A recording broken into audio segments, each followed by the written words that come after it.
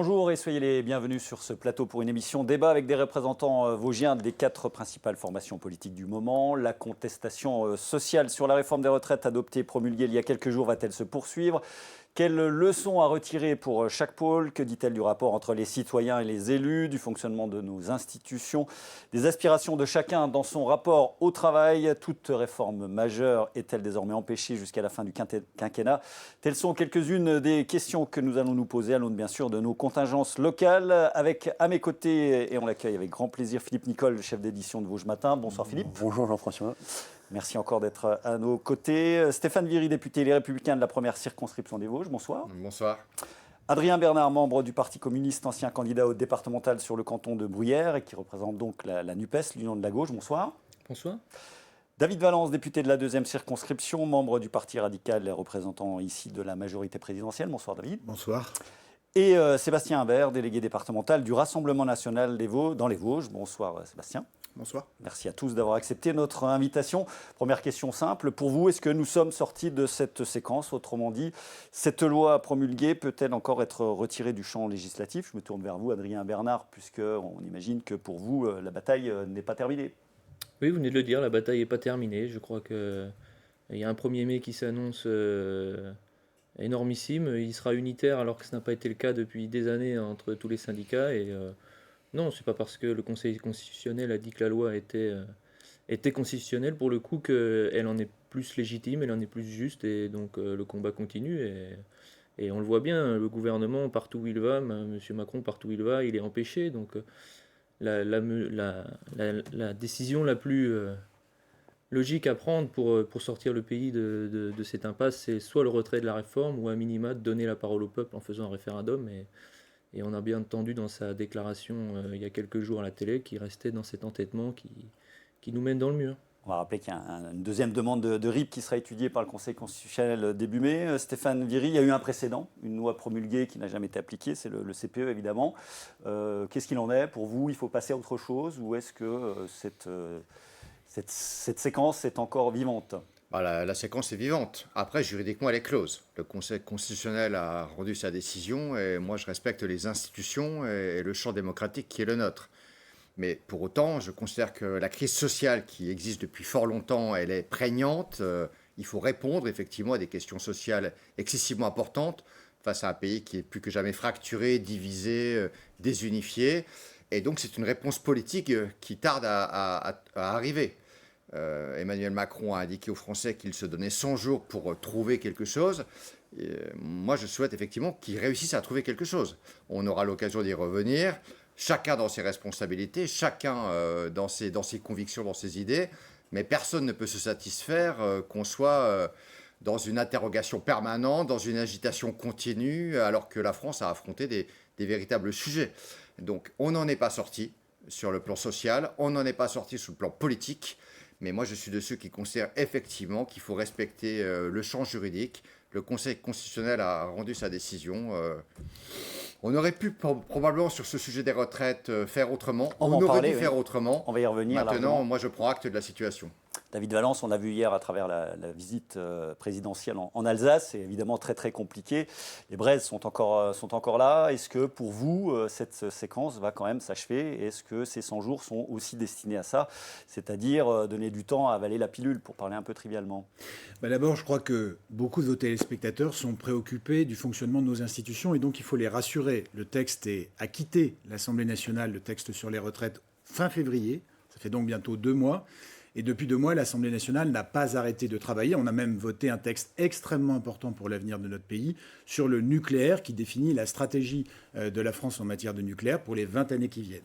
Puis le deuxième point, c'est que je crois que l'heure est venue de tirer des leçons de cette crise, de ces tensions que nous avons vécues et que le président de la République est allé affronter avec beaucoup de courage hier en Alsace. Et la leçon principale que moi je retire des messages que je reçois, que nous recevons sur le terrain, c'est tout simplement qu'il y a besoin de repenser le rapport au travail. Ce que nous disent souvent les Français quand on échange avec eux, les Vosgiennes, les Vosgiens, c'est à travers cette réforme des retraites, c'est dans les conditions dans lesquelles je travaille aujourd'hui, c'est difficile de faire plus longtemps. beaucoup comprennent quand même qu'il faut faire des efforts et que notre système va devenir déséquilibré très vite. Mais cette question des conditions de travail et du rapport au travail, je crois que c'est le chantier qu'on doit ouvrir aujourd'hui pour rassurer les Français et tenir les leçons de cette crise. Et sans doute aurait-on pu ou dû commencer par cela. Oui, voilà. On peut toujours faire l'archéologie des choses. En 2010, comme en 2003, comme en 1993, c'est des réformes précédentes, il n'y a pas eu de réflexion sur le travail qui a précédé... Mais là, on a eu le Covid et ce rapport au travail qui a été modifié dans l'esprit de tous les gens. Hein, pas seulement ça. C'est aussi lié à la manière dont on va faciliter l'emploi des seniors. Il y a des mesures qui étaient intéressantes, qui étaient dans le texte, qui ont été retirées par le Conseil constitutionnel. Donc il faut reposer ces débats. Et pour moi, la meilleure façon de tirer les leçons de ce qui s'est exprimé et que je respecte depuis plusieurs semaines, plusieurs mois, c'est de passer à l'échelle du travail et d'améliorer les conditions de travail et la valorisation du travail pour les Vosgiennes, les Vosgiens, pour les Françaises, les Français. Si je peux me permettre, ça fait des années qu'on entend Emmanuel Macron dire qu'il entend la colère, qu'il veut en tirer des conséquences. Là, vous dites encore qu'il faut en tirer les leçons, mais en fait, le peuple a l'impression qu'il n'est pas entendu. Les Français ne sont pas entendus. À chaque fois, on a la même phrase qui revient. Il faut en tirer les leçons, il faut en tenir compte. Mais on ne voit pas vraiment promulguer la loi en pleine nuit. Est-ce que ça, c'est une manière de dire aux gens, je vous ai entendu et j'en tire les leçons? D'abord, la loi n'a pas été promulguée en pleine nuit. C'est l'heure de parution au journal officiel qui arrive en pleine nuit, mais comme pour toutes les lois. Elle a été signée 2 heures après que le Conseil constitutionnel a rendu sa décision, c'est-à-dire en soirée et à une date qui était et à une heure qui n'était pas particulièrement tardive. Tirer les leçons, c'est ce qu'on a fait aussi pendant la crise Covid. Il y a eu une mobilisation extraordinaire de tous les territoires, de l'État avec les collectivités, et on a fait face ensemble. Tirer les leçons, ça a été le grand débat national qui avait été lancé, et puis tirer les leçons, c'est le dialogue qu'on a avec les Français. Je rappelle quand même que cette réforme, elle n'a pas été cachée. On l'avait tous dans le projet du président de la République, qui est arrivé largement en tête au premier tour de l'élection présidentielle. On l'avait tous pour les candidats de la majorité. C'était 65 ans au départ. Elisabeth Belborne a obtenu les 64 ans. Comme dans le projet des Républicains, c'était effectivement 65 ans au départ. Et donc, ce n'est pas quelque chose qui a été caché. Après, il y a des vraies questions sur le fonctionnement de notre démocratie que vous posez et qu'il va falloir ouvrir et que le président de la République, je crois, et la majorité est prête à ouvrir. On va en reparler. On va faire tourner la parole. Vous voyez que les temps de parole, d'ailleurs, sont effectivement indiqués en bas de cet écran. Sébastien Imbert, cette séquence, pour vous, elle va se poursuivre. Les Français n'ont pas pris acte du fait que c'était terminé. Oui, écoutez, je pense qu'elle se poursuivra dans tous les cas dans les urnes, parce que les Français qui sont très largement opposés à cette réforme des retraites, je crois à 71%, si on en croit les derniers sondages. Ça, c'est les Français globalement, 9 actifs sur 10 sont contre. Ils sont opposés, donc naturellement, la manière pour eux de pouvoir s'exprimer, alors qu'on a utilisé déjà le Conseil constitutionnel, et d'ailleurs on pourrait y revenir, sur, entre guillemets, la neutralité de nos institutions aussi, parce que dans ce Conseil constitutionnel, on retrouve des ministres qui ont été des collègues d'Emmanuel Macron, qui ont été dans des gouvernements avec Emmanuel Macron. Hein. C'est le cas, pour vous, le Conseil constitutionnel a été instrumentalisé ? Je ne sais pas s'il a été instrumentalisé, mais je pense que ça peut, à un moment donné, jeter le doute sur le fonctionnement de nos institutions et sur une certaine indépendance de ce Conseil constitutionnel. Donc maintenant, les Français ont encore une solution, c'est les urnes, c'est s'opposer à Emmanuel Macron dans les futurs scrutins et notamment la prochaine élection présidentielle, où nous reviendrons sur cette réforme qui est une réforme injuste, évidemment, Personne mais évidemment, bien sûr que si. Nous, ce que nous souhaitons, c'est la retraite à 60 ans avec 40 annuités pour ceux qui ont travaillé avant 20 ans, et progressivement jusqu'à 62 ans et 42 annuités pour les autres. Mais ce qui est évident, c'est que cette réforme des retraites n'était pas urgente. Il n'y avait pas forcément lieu de la faire. Le Conseil d'orientation des retraites dit lui-même que le système restera équilibré jusqu'en 2070, qu'on a eu un excédent de 900 millions d'euros en 2021, et donc les projections du gouvernement sont totalement fausses. Voilà, au bout d'un moment... À court terme, à 2030, il sera déficitaire, comme le corps le dit, avec 10 à 12 millions, 10 à 12 milliards, évidemment. Sur une politique nataliste, puisque la France n'a jamais été aussi peuplée, mais ne fait pas suffisamment d'enfants aujourd'hui pour que les cotisants dans 20 ans soient suffisamment nombreux pour qu'on maintienne cet équilibre. Mais Marine Le Pen, effectivement, c'est son argument principal, il faut promouvoir la natalité. On est aujourd'hui équilibré quand même jusqu'en 2070. C'est le corps qui le dit, c'est pas moi. À court terme, en tous les cas, il y a ce déficit. Alors, avant d'aller au-delà aller plus avant dans cette discussion, je vous propose ce petit graphique que vous avez tous vu, cette comparaison entre la France et les autres pays, quelques autres pays de l'OCDE, sur l'âge légal de départ à la retraite. Stéphane Viry, la France est donc à la lecture brute parmi les pays les plus protecteurs, on va dire ça comme ça, avec cet âge réel, cet âge à 62 ans. Il faut le tempérer avec l'âge réel moyen, puisque c'est quand même très très différent. À la lecture comme ça, on se dit bah oui, il faut y aller, mais c'est quand même une vision un peu simple et simpliste peut-être. Oui, en fait c'est un peu sur la question des retraites, on n'est pas allé au bout du sujet parce que le projet de loi proposé par le gouvernement et le véhicule choisi ne nous permettait pas d'aller au fond de la question du financement des retraites. La seule possibilité, effectivement, c'était globalement l'âge légal. Moi, je considère que notre système de protection sociale, puisqu'il est financé par de la cotisation sociale sur le travail, exigeait en amont un vrai débat sur la question du travail et de sa contribution dans la société. Comment la France considère le travail désormais, et donc comment on est collectivement en capacité de créer de la valeur à repartager pour nous protéger, pour accorder du revenu de remplacement, notamment par les retraites. Ça, on en a fait l'impasse et je déplore effectivement la méthode retenue par le gouvernement. Donc c'est la chronologie que vous auriez... Mais ça, c'est essentiel parce que, me semble-t-il, on aurait peut-être pu dans le débat, mais sauf qu'on n'a pas pu en raison du 47-1, on aurait peut-être pu s'interroger sur augmenter la durée du temps de travail pour qu'il y ait plus de temps de travail hebdomadaire, donc pour qu'il y ait plus de cotisations, plutôt que de demander 2 ans de plus à la fin de carrière. On aurait peut-être pu s'interroger sur la taxation d'une forme de numérique ou de l'intelligence artificielle qui supprime des métiers. Regardez, actuellement, vous allez dans un supermarché, vous n'avez plus de caissière très souvent, alors c'était des métiers pénibles, mais vous bornez, donc c'est un bulletin de salaire en moins, c'est de la cotisation en moins, c'est du financement en moins. Le métro actuellement à Paris, il est quasiment automatisé. Donc on a une économie qui évolue, mais on a un système de financement qui est encore adossé à un ancien modèle. Ça peut pas aller dedans. Alors effectivement, on comprenne effectivement la comparaison des pays européens, c'est un indicateur, mais c'est pas que ça. On a en France un modèle singulier qui, me semble-t-il, est très solide en termes de pacte social. Le débat qui nous a été proposé n'a pas permis de rentrer dans le cœur du réacteur, ce qui, me semble-t-il, a provoqué beaucoup d'incompréhension, beaucoup de colère. Alors, en vous écoutant, on a envie quand même de vous poser la question, est-ce que vous auriez voté pour cette loi ? Je n'étais pas à l'aise à l'égard de ce projet de là. C'est une politique fiction, mais elle se pose quand même. Non, je n'étais pas à l'aise avec ce projet de loi. J'avais d'ailleurs fait une contribution pour inviter à un autre projet de loi. J'avais préparé plus d'une centaine d'amendements pour apposer quasiment sur tous les articles des solutions. J'avais écouté les Vosgiens. Je souhaitais effectivement profondément modifier ce projet de loi. Après, il faut être cohérent avec soi-même. Je suis dans une famille politique qui effectivement considère que la mesure d'âge était un élément nécessaire pour restaurer financièrement... Tout le monde n'a pas voté en ce sens. Mais ne s'est pas positionné en ce sens dans votre famille politique. Moi, je le confirme, je n'étais pas à l'aise avec ce projet de loi et mon vote n'était pas acquis. Ouais. Et c'est la raison pour laquelle, publiquement, j'avais invité le gouvernement à retirer son projet de loi une quinzaine de jours avant la fin des débats parlementaires parce que le recours au 49.3 était inéluctable. Et pas uniquement du fait des oppositions.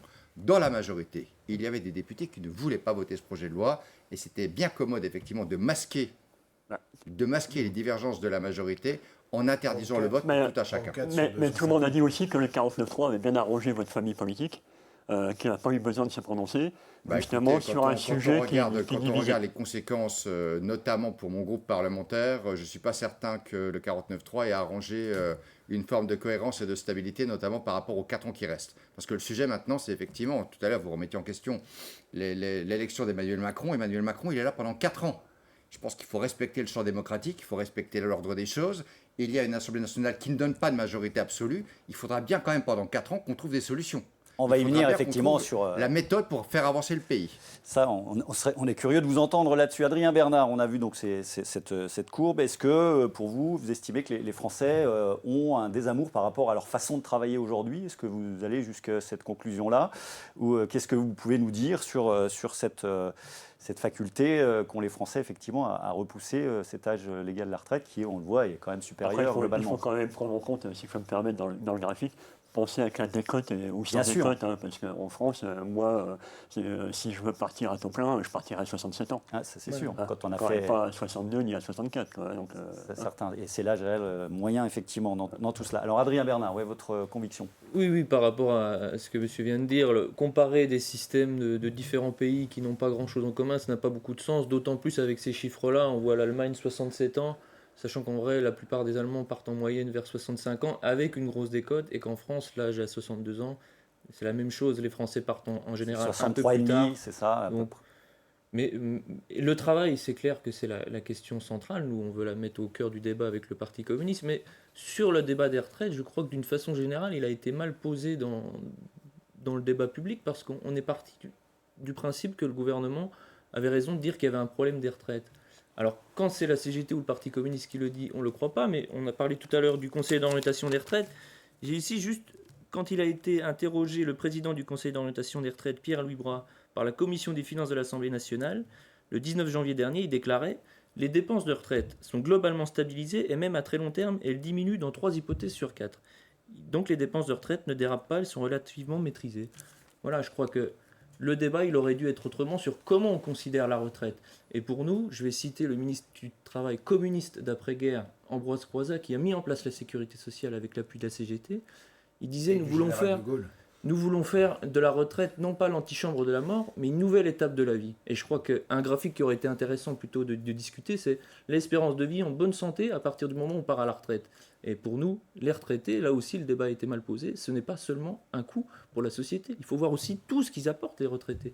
En termes de bénévolat dans les associations, le nombre de retraités qui occupent des places électives dans les communes, qui gardent des enfants, qui font du jardinage. Enfin, la retraite, c'est une nouvelle étape de la vie, c'est pas seulement, vous n'allez pas représenter qu'un coût pour la société. David Valence, un mot là-dessus. Donc effectivement, sur cette aspiration à faire autre chose, effectivement, on sait qu'entre 60 et 65 ans, c'est sans doute l'âge de la vie où on est encore en capacité maximale pour faire autre chose que du travail rémunéré. Est-ce qu'il aurait fallu vraiment réfléchir, et est-ce qu'on va réfléchir désormais sur cet aspect-là qui est quand même capital et qui est une aspiration forte de nos concitoyens? D'abord, vous raisonnez en comparaison avec des pays européens. Il faut déjà dire que l'Europe, dans le monde, est le continent dans lequel les conditions de départ en retraite sont les plus favorables. Et donc, ce dont on parle, c'est d'un pays, la France, qui est le plus favorable ou un des plus favorables dans le continent, dans le monde, qui est le plus favorable. Je dis ça parce que parfois, on nous agite des modèles alternatifs, des modèles qui n'existent pas à l'étranger. Et en fait, la réalité du monde, c'est plutôt la réalité de la misère, souvent, quand les gens partent en retraite. Et ça a été évité par le système par répartition. Aujourd'hui, on a un chiffre qui est tout simple. On le sait tous, en 2050, à l'échelle de l'Union européenne, on aura 85 millions de retraités en plus, et on aura seulement 35 millions d'actifs entre 20 et 64 ans en plus. Et donc, il y a ce déficit de 50 millions à l'échelle de l'Europe, et qui existe aussi à l'échelle de notre pays. On n'a jamais vécu aussi longtemps.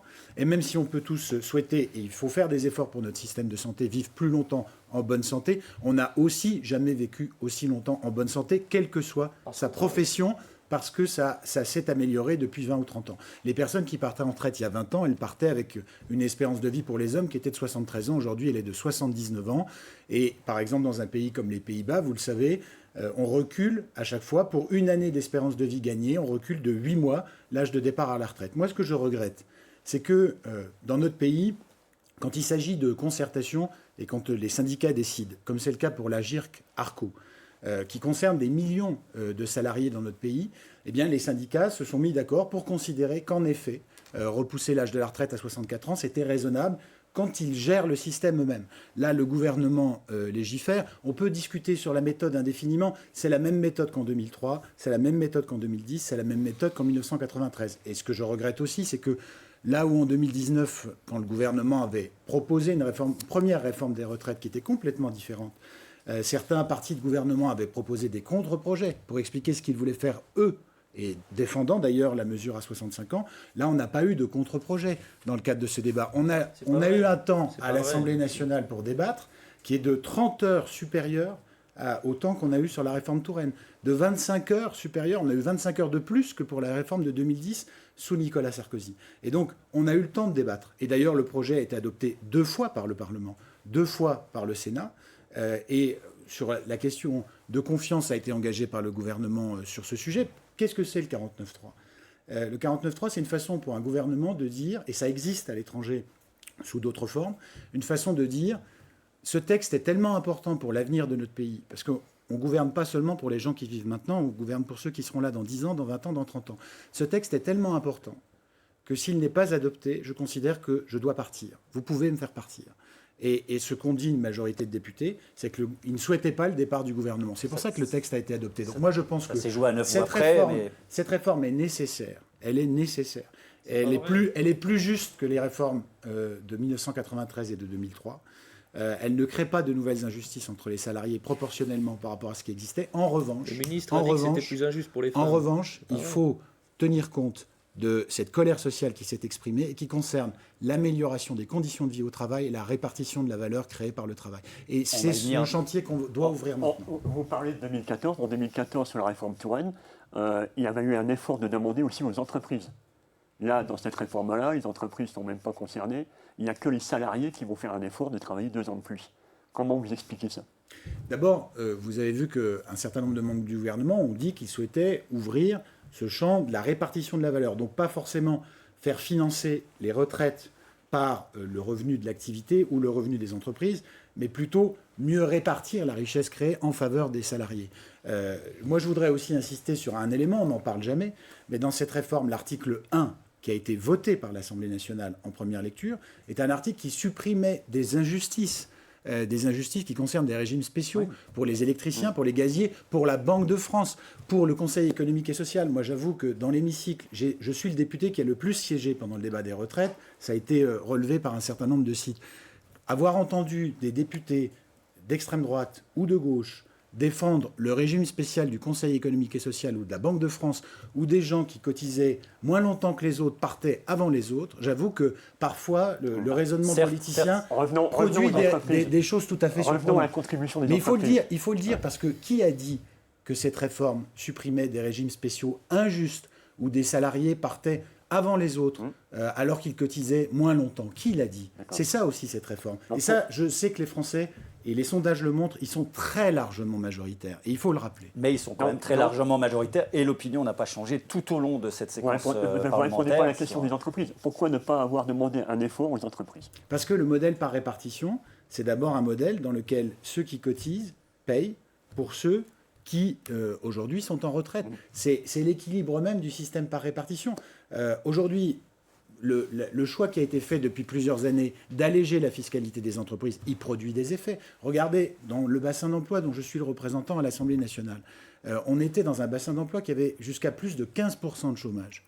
Aujourd'hui, on est à 9,5 selon les secteurs Bruyères ou Saint-Dié-des-Vosges.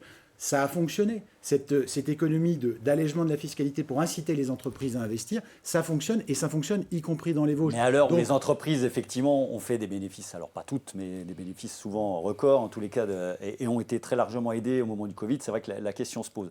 Sébastien Habert, votre point de vue sur cette séquence-là, et surtout sur plus généralement, effectivement, ce rapport au travail des Français, et puis peut-être répondre à ce que vient de dire David Valence sur l'extrême droite qui a protégé parfois certains régimes spéciaux. Bon, d'abord, le Rassemblement national n'est pas d'extrême droite. Je pense que ça, il va falloir... Vous êtes le plus à droite de tous sur ce plateau. Oui, mais... C'est pourtant vrai. Pour les politologues, on l'a déjà évoqué nous sur ce plateau, pour les politologues, effectivement, les critères sont réunis pour... Alors, c'est de la sémantique pure, mais pour que le Rassemblement national soit considéré comme parti d'extrême droite. Mais bon... On n'est pas un parti antidémocratique comme certains voudraient nous le faire croire. Le fait de ne pas être démocratique, par exemple, c'est de court-circuiter le Parlement en utilisant 11 fois l'article 49.3. C'est vous qui venez de contester les institutions avec le Conseil constitutionnel. J'ai rien contesté. Vous sapez l'autorité de la République et de la démocratie. J'ai rien contesté. J'ai dit que le doute pouvait s'installer chez les Français, puisque à un moment donné, la question de la neutralité peut se poser. Voilà. À partir du moment où au Conseil constitutionnel, vous avez des membres qui ont été des collègues d'Emmanuel Macron, qui ont participé au même gouvernement qu'Emmanuel Macron, je crois que les Français peuvent se poser des questions. Sur la question des graphiques, des comparaisons avec les autres pays d'Europe, je crois qu'on n'a pas forcément besoin de s'aligner systématiquement sur nos voisins. Je pense que la France est une grande nation, qu'on est capable aussi de décider par nous-mêmes, sans systématiquement s'aligner, et à un moment donné d'écouter la volonté du peuple français. Vous l'avez rappelé tout à l'heure, la motion de censure aurait pu être votée à 9 voix près. Je crois que les Républicains, malheureusement, dans cet épisode-là, ont été la béquille du système Macron, peut-être parce qu'un certain nombre d'entre eux ont senti leur siège en danger. C'est pas le sujet. Je vous assure que c'est pas le sujet. Quand on siège à l'Assemblée, et David Valence le disait, réellement, on pense au pays, on pense pas au parti. En tout cas, moi, c'est ma ligne depuis plus de 5 ans. Alors, moi, je refuse véritablement de me laisser abîmer par ces choses-là. Je ne suis la béquille de personne. Moi, je ne me positionne pas par rapport à Emmanuel Macron. C'est pas mon problème. Et que le projet de loi il soit sur les retraites ou sur un autre sujet, et qu'il vienne d'Emmanuel Macron ou pas, je le regarde par rapport à la France. Vous comprenez ? Le rôle d'un député, moi, mon curseur, c'est pas Emmanuel Macron. Le rôle d'un député, c'est de se faire le relais des Français au sein de la représentation nationale. Et lorsque vous avez un automate les Français qui appuient sur le bouton, majoritairement hostiles à ce gouvernement-là, vous deviez les suivre. Mais sur tous les sujets, en ce cas-là, vous supprimez la fonction même du député. Non. Mais bien sûr que si. Donc ça signifie qu'un député le matin, il se lève, il regarde les enquêtes d'opinion publique sur tous les sujets, et ce n'est que le greffier de l'opinion publique. Mais c'est pas ça être député. Que votre parti fonctionne comme ça à l'Assemblée, que votre parti, que mes collègues députés, dont je respecte l'élection, soient totalement aux ordres, ne puissent pas s'exprimer, soient interdits de... C'est le cas. Et globalement, quelle est leur utilité ? C'est ça le vrai sujet à poser par rapport à leurs électeurs. Mais n'abîmez pas la fonction parlementaire, par méconnaissance ou par stratégie. Je ne l'abîme pas, simplement, voilà, on connaît le... Vous êtes dans l'erreur. Je ne suis pas dans l'erreur, non, c'est vous qui êtes mal à l'aise peut-être de ne pas avoir voté la Mais pas du tout, ça fait 5 ans et demi que je travaille de cette façon. Ça fait 5 ans et demi que j'ai ce rapport avec mon territoire. Ça fait 5 ans que j'ai cette liberté de voter et de proposer sur les retraites comme sur un autre sujet. Faut reconnaître quand même sur le parti. C'est vrai que c'était malaisant pour vous. Mais je l'ai dit tout à l'heure, de moi-même. Oui, bien sûr. De moi-même. Puisqu'il y avait effectivement où je vote et je fais... Mais que là, qu'on réduise effectivement une pratique, un comportement, un regard sur le pays à une histoire de béquille, c'est faux et c'est insupportable. La liberté, Éric Ciotti ne vous l'a pas laissée, puisqu'il avait menacé ceux qui voteraient la motion de censure de les virer du groupe des Républicains. Est-ce que ça veut dire que les députés RN ont de la liberté à l'Assemblée nationale par rapport à Marine Le Pen ? À chacun de leurs discours, ils la citent, et on sent bien que c'est le petit livre bleu foncé qu'il faut citer à chaque fois. Vos députés sont tous alignés comme des petits pois. Derrière leur chef. Ça montre qu'il n'y a pas de division déjà au sein de notre groupe. Donc ne donnez pas des leçons de liberté aux autres députés, pardon, mais... Alors on peut deviser longtemps effectivement sur le côté rigoriste ou en tous les cas suiviste des députés ou de tel ou tel.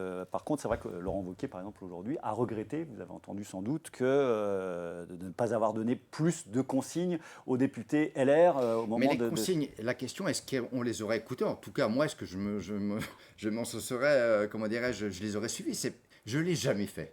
Je suis un homme de droite, j'ai ma façon de penser par rapport à des idées, par rapport à des valeurs.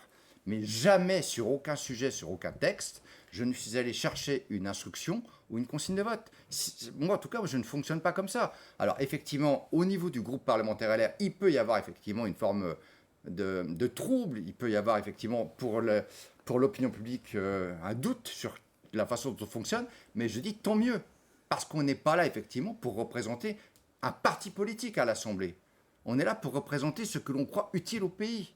Alors Laurent Wauquiez peut s'exprimer, Xavier Bertrand doit le dire également, mais tant mieux, ils nourrissent le débat public. Mais moi, je ne suis le sujet de personne. Adrien Bernard, sur cette, on va parler un petit peu des conséquences, et clairement, tous les sondages d'opinion le montrent également, tous les courants politiques sortent éreintés de cette séquence. Votre formation politique aussi a été largement pointée du doigt. Alors, formation, je ne sais pas si c'est vraiment votre formation, vous êtes communiste, aujourd'hui on s'aperçoit que Fabien Roussel prend un peu de distance par rapport à la NUPES, qu'il juge dépassée. Est-ce qu'il y a des regrets par rapport à la façon dont le travail parlementaire de la NUPES a été fait ? La NUPES, ce n'est pas une organisation, c'était un accord électoral qui s'est traduit par un intergroupe à l'Assemblée nationale. Personne ne parle de sortir de cet intergroupe, mais vous êtes des observateurs avisés de la vie politique. Vous avez pu constater que l'objectif qui était de créer une dynamique et un rassemblement plus large n'a pas pris. Donc à terme, effectivement, il faudra se poser la question de comment on a construit ce rassemblement et de voir ses limites. Mais pour le terme, enfin, vous dites à terme, je crois que Fabien Roussel, pour lui, c'est déjà le terme. Oui, mais il est toujours en train de travailler avec les autres députés des autres groupes. Ça n'empêche pas, ça n'empêche pas de faire les constats, de dire que notre parti, le Parti communiste, est souverain et qu'on a une façon de faire, de fonctionner en interne qui est différente que celle de la NUP. Mais pour recentrer le débat par rapport au travail, je voudrais quand même revenir plutôt sur le travail, puisqu'on en parlait. La crise sociale que traverse à l'heure actuelle le pays, c'est clairement une opposition classique entre le travail et le capital. C'est-à-dire que pour une majorité de Françaises, de Français, de travailleurs, c'est la galère. Les salaires, ils stagnent, les pensions, elles stagnent, et dans le même temps, il y a une inflation record, et notamment dans le domaine alimentaire et dans le domaine de l'énergie. Et en même temps qu'il y a cette galère pour une majorité, on voit qu'à côté de ça, vous l'avez évoqué tout à l'heure, chaque jour, il y a des profits records dans tel groupe, il y a des records de dividendes qui sont versés dans tel groupe. Donc le décalage il est là entre la richesse immense qu'il y a en France et en même temps le fait qu'elle soit accaparée par une minorité. Et donc je crois que le sujet central, notamment au niveau du travail, c'est comment on répartit la valeur que le travail crée. Certes, mais il y a quand même eu cette séquence parlementaire qui a abouti à un 49.3 qui était tout près de faire basculer les choses à 9 voix près. Est-ce que les outrances peut-être de certains députés dans l'hémicycle ont conduit à ce non-basculement, Je sais qu'à droite, ça a été beaucoup dit. Le député Christophe Negelen, qu'on avait invité, qui n'a pas pu se rendre disponible, nous a dit aussi qu'il ne pouvait pas voter cette motion de censure à cause des outrances et de la personnalité même de Jean-Luc Mélenchon. Est-ce que ce point de bascule... C'est le groupe de M. Negelen qui a déposé la motion de censure. Certes, donc, mais Jean-Luc Mélenchon n'est plus député, c'est pas le sujet. C'est le sujet quand même. À 9 voix près, on se dit où sont les voix qui ont manqué. Il y a une responsabilité des députés vosgiens qui ont... L'ombre tutélaire de Jean-Luc Mélenchon sur l'Assemblée plane beaucoup. Il est souvent dans la tribune, il est souvent dans la salle. Moi, je suis communiste, donc Jean-Luc Mélenchon, ça m'intéresse pas. J'ai pas envie de parler de Jean-Luc Mélenchon. Vous êtes en alliance politique avec. On le voit tous les jours et toutes les semaines à l'Assemblée. Vous êtes en alliance politique avec et vous ne pouvez pas vous désolidariser comme ça de pratiques politiques qui effectivement posent difficulté à la démocratie. Alors, la NUP, c'est pas une organisation politique, je le répète, donc on est totalement libre.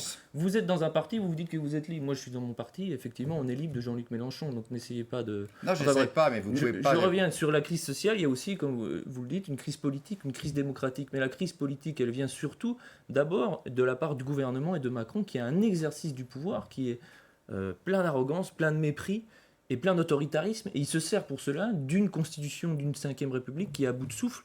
Et on a beaucoup parlé du 49.3, mais tous ces outils-là posent un vrai problème démocratique. Et les chiffres de participation aux dernières élections doivent nous alerter sur le niveau de la crise démocratique qu'on est en train de vivre.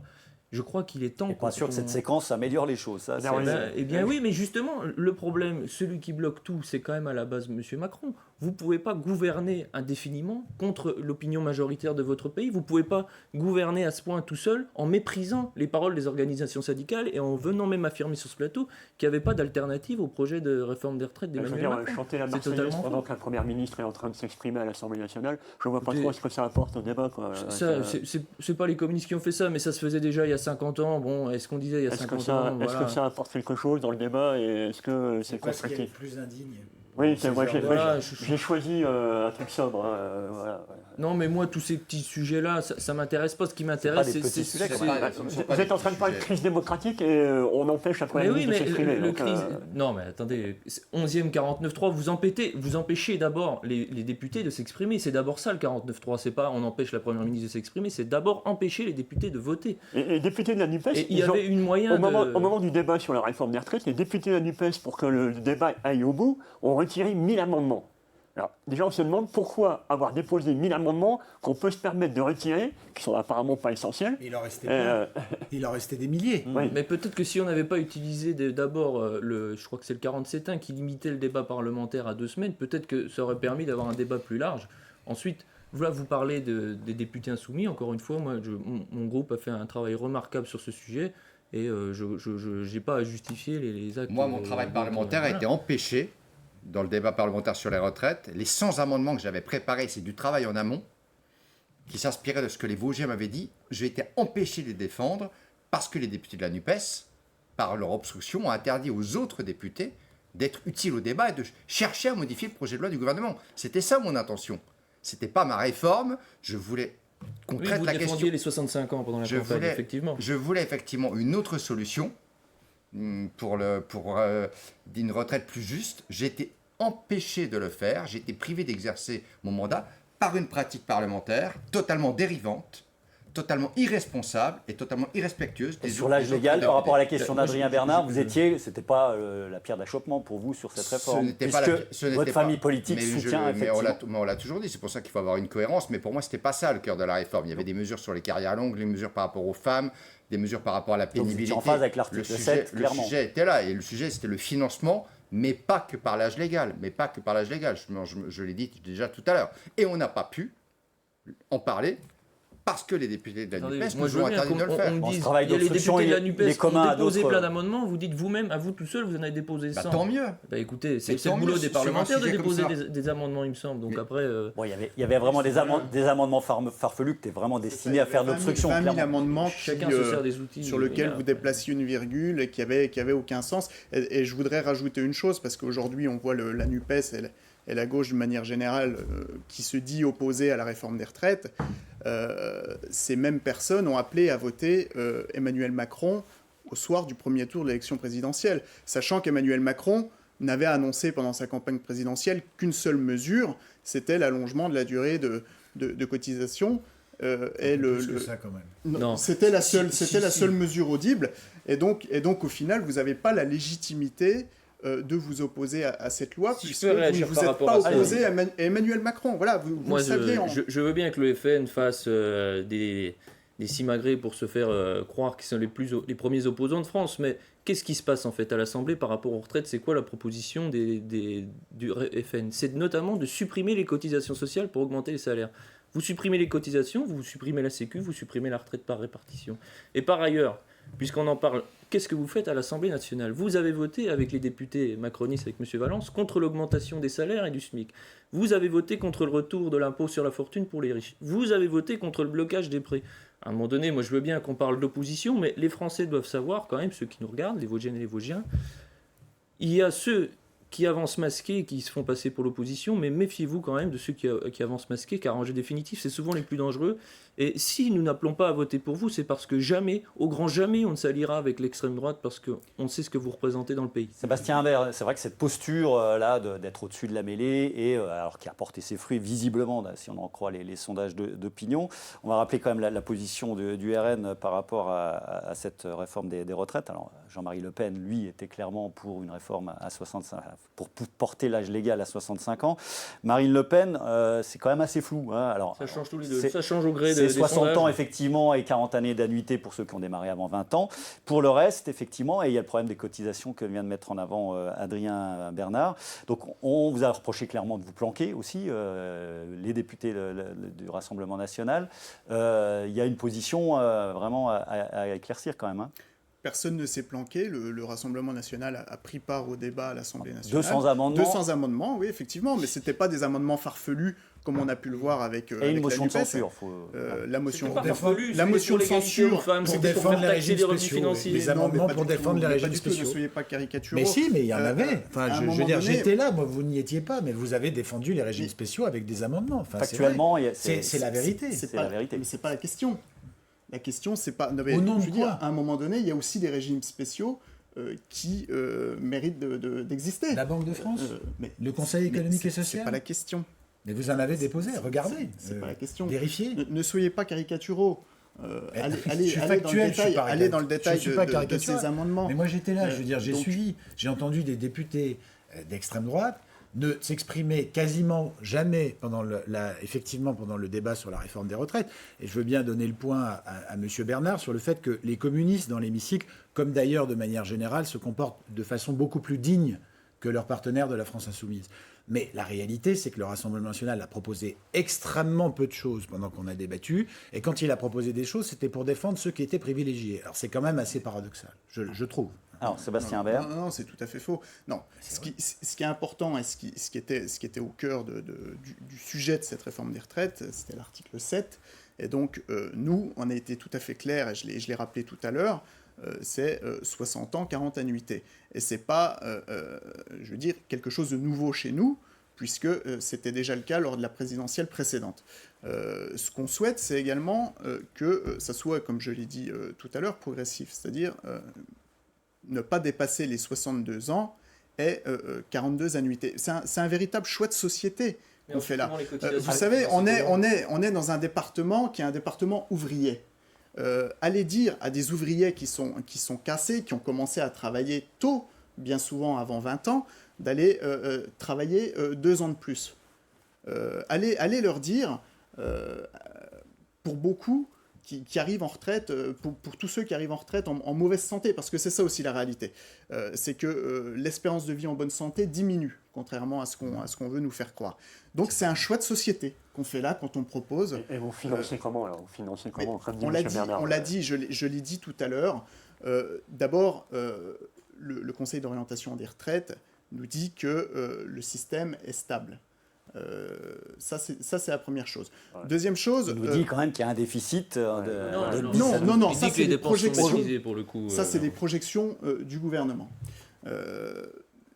On a également des économies à faire sur la fraude sociale, sur la fraude fiscale, sur l'immigration. Ça représente des centaines de milliards d'euros. Parce que si vous revenez à 60 ans, il y aura encore moins d'actifs, encore plus d'inactifs. C'est ce que disait M. Valence tout à l'heure. C'est une mesure de justice sociale. Bien souvent, quand vous avez commencé, plus vous commencez à travailler jeune, plus vous êtes dans un métier physique, dans un métier difficile. On sait que les métiers intellectuels, on démarre plus tard, puisqu'on fait des études plus longues. Donc, c'est une mesure de justice sociale envers les personnes qui ont commencé à travailler tôt. Les gens qui ont commencé à travailler à 17 ans, ils ne partiront pas à 64 ans. Tout le monde le sait avec cette réforme. Donc, il faut arrêter de faire croire des choses qui ne sont pas vraies, qui ne sont pas dans le texte. Moi, travaillez, regardez un petit peu ce qu'il y a dans le texte. Ça, ne racontez pas que les gens qui commencent à travailler à 16 ans vont partir à 64 ans. C'est faux. Le paradoxe, c'est que quand on avait la retraite à 60 ans en 1981, quand vous commenciez à travailler à 14 ans, vous cotisiez 46 ans. Quand vous commenciez à travailler à 22 ans et demi, vous cotisiez 37 ans et demi. C'était injuste. Depuis 2003, il y a des mesures qui permettent aux gens qui commencent à travailler tôt de partir avant l'âge légal. Et ces mesures-là, elles ne sont pas affaiblies par le texte, elles sont renforcées. Donc ça, je crois qu'il faut quand même le dire. Vous savez, les grandes perdantes, c'est les femmes qui, bien souvent, ont eu des pauses dans leur carrière. Les mesures en faveur des femmes sont restées dans le texte validé par le Conseil constitutionnel. Elles se sont occupées de leurs enfants, etc. Il y a eu des pauses dans les carrières, bien souvent. Et c'est elles les grandes perdantes de cette réforme, malheureusement. Il faut quand même donner acte que le texte issu de la commission mixte paritaire apporte des avancées et apporte des droits nouveaux. Alors effectivement, il y a cette mesure non admise par les Français majoritairement du report de l'âge légal à 64 ans, mais ce n'est pas un texte néant en termes de droits nouveaux et en termes de garanties supplémentaires pour celles et ceux qui auront travaillé. Certes, mais il y a eu gros cafouillage, David Valence, sur les chiffres réels, c'est-à-dire cette pension rehaussée à 1 200 €, alors qu'il y a du brut. C'est pas un cafouillage, c'est un mensonge, il faut dire les mots. Hein. Donc aujourd'hui, c'est vrai qu'aujourd'hui, on avait le sentiment que c'était des millions de personnes concernées. Aujourd'hui, on ne sait plus très bien combien. D'ailleurs, je ne sais pas si... 1,8 million de personnes qui actuellement sont en retraite. Ça, c'est le stock des personnes qui sont déjà en retraite et qui vont en bénéficier. Et puis, il y a eu un problème de communication là-dessus, à minima. Non, mensonge, ça appartient à Adrien Bernard. Il y a une confusion qui a été entretenue entre le nombre de nouveaux retraités qui chaque année entrent dans le système et qui en bénéficieraient, ça c'est plusieurs dizaines de milliers, et le nombre de personnes actuellement en retraite qui bénéficieraient de ces 1 200 € bruts pour une carrière complète. Et donc la confusion, elle a été entretenue. Mais le fait est, moi j'ai reçu des dizaines et des dizaines de citoyens pendant ce débat. Je me souviens très bien d'une ATSEM, donc quelqu'un qui travaille dans les écoles, qui avait fait son calcul et qui, parce qu'elle n'était pas déclarée... Salariée par les mairies. Parce qu'elle n'était pas déclarée, elle ne faisait pas cette activité-là en début d'activité. Elle a commencé à travailler officiellement à 22 ans. Elle partira, selon le système actuel, à 65 ans. Et quand elle faisait son calcul, elle voyait qu'elle toucherait une pension de 1 034 €. Avec effectivement cette réforme, avec une carrière complète, elle sera à 1 200 € brut. Donc il y aura bien des bénéficiaires. Alors qu'il y a des avancées. Chaque année, des dizaines de milliers de personnes et aujourd'hui, 1,8 million de personnes. Alors comment est-ce que vous expliquez que malgré tout, il y ait cette constance dans l'opinion générale des Français qui sont quand même pas totalement idiots, hein, et qui voient les choses et voient y compris ce qui se passe à l'étranger. Comment est-ce qu'on explique quand même cette constance de repousser en bloc cette réforme et cet âge? Et d'ailleurs, est-ce qu'il n'aurait pas fallu... Alors c'est vrai que les institutions françaises sont peut-être pas organisées totalement pour ça, mais on a quand même ce sentiment que le compromis n'existe pas chez nous. C'est-à-dire qu'on bute sur une position de principe ou en tous les cas quelque chose qui fait référence en la matière, c'est-à-dire l'âge légal. Est-ce qu'on n'aurait pas pu avancer petit à petit en disant bon, on repousse l'article 7 à plus tard et aujourd'hui on ne sait pas faire ça en France avec un Parlement qui est quand même avec une majorité relative. Hein. En tout cas, on pourrait souhaiter tous collectivement qu'on soit dans un système vraiment paritaire, avec une gestion qui se fasse vraiment avec les organisations syndicales, comme c'est le cas pour l'Agirc-Arrco, où il y a des décisions qui ont été prises pour repousser l'âge de départ à la retraite. Là, aujourd'hui, et à chaque fois en France, et c'est ça la grande différence par rapport à nos voisins européens, la plupart d'entre eux, en France, c'est le politique qui décide de cela, c'est pas les organisations syndicales et le patronat. Et j'ai envie de dire, c'est un politique qui négocie. Non, c'est pas un seul politique, parce que le texte actuel, tel qu'il est aujourd'hui la loi de la France, ce texte n'est pas le même que celui que le gouvernement a soumis. Amendé, oui. Il a été enrichi par des dizaines et des dizaines d'amendements, y compris au Sénat. Donc c'est pas le même texte. C'est jamais facile d'expliquer aux hommes et aux femmes de notre pays qui vont partir un peu plus tard, c'est-à-dire avec cet âge de 64 ans en 2030, et donc en repoussant de 3 mois par année. On ne dit pas qu'une réforme des retraites est facile. Chacun s'est cassé les dents dessus, historiquement. En 2010, c'était difficile aussi. Moi, ce que je dis, c'est que, encore une fois, la meilleure façon de tirer les leçons de cette contestation qu'il faut considérer avec sa dignité, c'est de travailler aujourd'hui sur les conditions de travail et sur la répartition des fruits du travail. Ça, chacun s'accorde là-dessus. La chronologie, par contre, c'est un peu différent. On en revient au début. On en revient aussi au soir même de l'élection d'Emmanuel Macron qui disait « Je sais qu'il y a une grande partie des Français qui n'ont pas voté pour moi par adhésion à mon programme et ce résultat m'oblige. » Force est de constater que ça ne l'a pas obligé longtemps et que, contrairement à ce qu'il a dit, les syndicats, et je veux saluer aussi l'intersyndical uni qui a un mouvement historique en France, avaient fait des propositions, et ce serait bien qu'on en parle aussi, notamment sur... et que les communistes ont défendu à l'Assemblée, sur la taxation des revenus du capital, puisqu'on en parlait tout à l'heure, il y a des records de dividendes qui sont versés. Cet argent-là, des dividendes, c'est le produit du travail, il vient du travail. Et donc les salaires, c'est la même chose, mais les salaires, ils cotisent. Par contre, les dividendes, ça profite qu'à une minorité, et ça ne cotise pas. Donc il y a peut-être des sources de financement à chercher ailleurs. Et j'en reviens quand même sur ce que je disais tout à l'heure.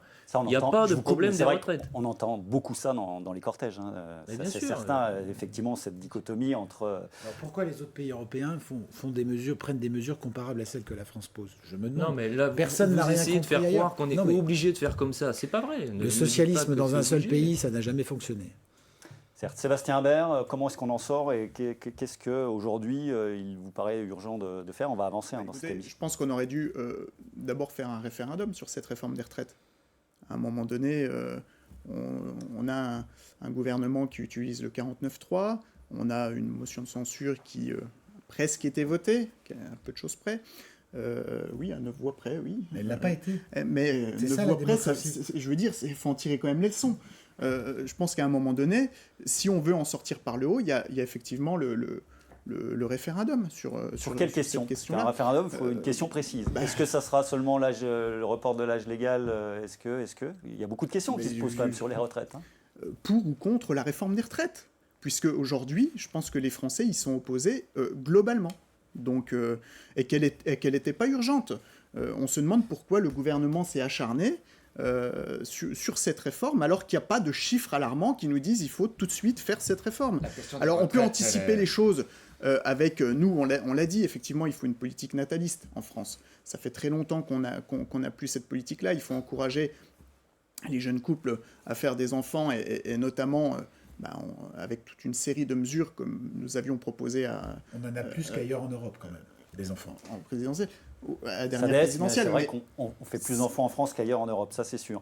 Et un mot également peut-être sur l'égalité des salaires hommes-femmes. Hein. Ça a été évoqué aussi, qui aurait pu peut-être aussi faire accroître les cotisations. C'est une des solutions qui a été écartée par Emmanuel Macron et qui, lors de ses interventions à la télé, c'est un coût. Hein, c'est un coût. Du coup, on ne fait pas l'égalité hommes-femmes. Les femmes ne doivent pas être payées autant que les hommes. Bien sûr, c'est un coût, mais en même temps, ça rapporte des cotisations. Et de la même façon, si vous augmentez les salaires, parce qu'à l'heure actuelle, on nous explique qu'on ne peut pas augmenter les salaires parce que ça va faire l'inflation, mais l'inflation, elle est déjà là. Si vous augmentez les salaires, de fait, il y aura aussi des cotisations en plus. toutes ces solutions-là, elles existent, elles ont été balayées d'un revers de la main par Emmanuel Macron, qui dit, moi, ça ne me fait pas plaisir, mais je me sens obligé. Bon, il faut arrêter. Puis aujourd'hui, on nous dit, on va faire 100 jours pour apaiser, on va passer à autre chose. On ne peut pas passer à autre chose. Vous ne pouvez pas mépriser à ce point les syndicats et la mobilisation sociale en cours, et puis dans la minute qui suit, dire, eh ben écoutez, je vous propose, on va faire un peu de yoga, puis on va parler d'autre chose. C'est une blague. Avec ce qui a beaucoup étonné, c'est cette mobilisation dans les villes moyennes. On est évidemment bien sûr, à Épinal, pour vous tout le dire, j'ai rarement vu, même jamais, des manifestations à 10 000 personnes à Épinal. C'est qu'il y a un souci dans le pays et que c'est le reflet aussi de cette crise sociale, démocratique et politique que traverse notre pays.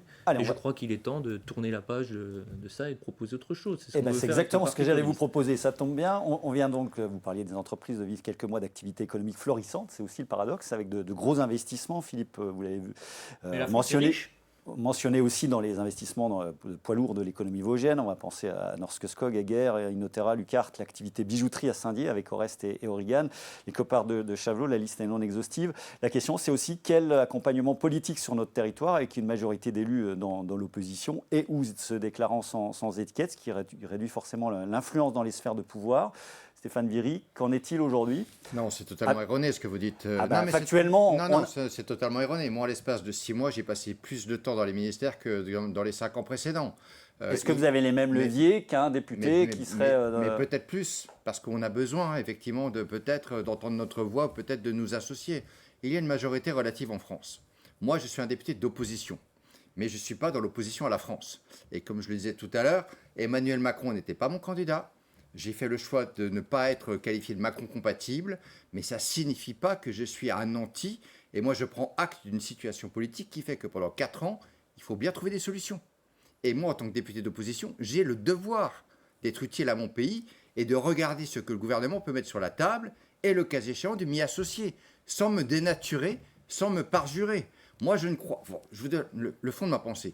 Pour moi, le macronisme, c'est fini. Vous n'avez pas voté la motion de censure, mais ça n'a rien à voir, monsieur, parce que vous essayez de caricaturer et de les réduire à sa plus simple expression.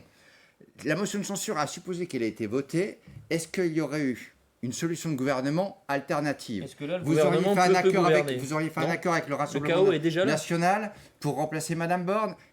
Franchement, vous auriez provoqué un chaos encore plus supérieur dans le pays. Moi, le chaos, il est déjà là et c'est Emmanuel Macron qui le porte. Mais écoutez, mais comment on en sort ? Moi, je veux bien vous écouter, mais comment on en sort ? Moi, je veux bien, effectivement, peut-être être dans l'opposition et taper comme un sourd contre Emmanuel Macron, considérer que rien ne va bien. Où le pays va aller pendant 4 ans ? Il faut regarder la réalité en face. On est dans une situation de crise au pluriel. Crise démocratique, vous l'avez dit, crise sociale, crise énergétique. Mais globalement, que fait-on ? Moi, il est de ma responsabilité, mais pas de faire de la politique aérienne. Je suis député et je dois être utile à mon pays et à mon territoire. Donc quand je peux effectivement aller prendre un point pour les Vosgiens, quand je peux aller arracher quelque chose, c'est pas parce que je suis dans l'opposition que je vais me dire « Ah, je vais pas le faire parce qu'on va me dire que je suis une béquille ». C'était pas ma question, c'est est-ce que vous avez le même poids Bien sûr que oui, mais je le vois. Écoutez, j'ai passé, je vous le dis, mais je n'en fais pas écho, je ne le rends pas public. J'ai passé la semaine dernière 3 rendez-vous majeurs avec des ministres de premier plan pour des dossiers vosgiens. Mais bien sûr que je suis écouté, mais bien sûr que je rapporte. Vous dites que vous ne voulez pas vous dénaturer. Revenons un peu sur la réforme des retraites. Vous avez proposé en 2021 l'index senior. Votre groupe, plus que ça. Ouais, plus que ça. Plus que ça. Votre groupe a voté contre. Mais bien sûr, pourquoi ? Et vous n'avez même pas été voté. Mais pourquoi ? Vous n'avez pas été voté. Mais pourquoi on était contre ? Parce que la question de l'emploi des seniors, elle ne pouvait pas se réduire à un simple index. Le projet de loi du gouvernement, vous allez voir ce que vous allez voir sur la question de l'emploi des seniors, un index. C'était pas sérieux. Moi, effectivement, j'ai déposé, il y a 15 jours, une proposition de loi avec 30 mesures sur l'emploi des seniors. C'est ça, la réforme des retraites. Ce n'était pas un index qui, effectivement, n'était que de la cosmétique, dont on savait que ça serait un cavalier législatif retoqué par le Conseil constitutionnel. Donc, c'est la raison pour laquelle on a dit on ne se prête pas à ce jeu de dupes. Voilà l'explication du refus de voter l'index des seniors.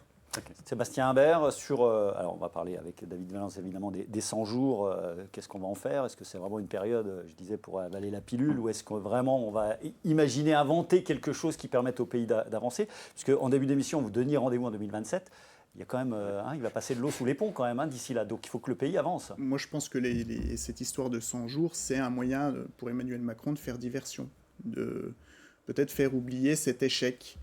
mais les Français restent mobilisés contre cette réforme. Et je pense même que les manifestants qui sont très nombreux ne sont pas seulement opposés à la réforme des retraites, mais sont plus généralement opposés à la politique d'Emmanuel Macron, qui ne répond en rien, d'ailleurs, sur les grandes crises du moment. Je pense par exemple à la crise du pouvoir d'achat, qui touche énormément de personnes, auxquelles le gouvernement ne répond pas. Nous, on a proposé de mettre la TVA à 0% sur un panier de 100 produits de première nécessité.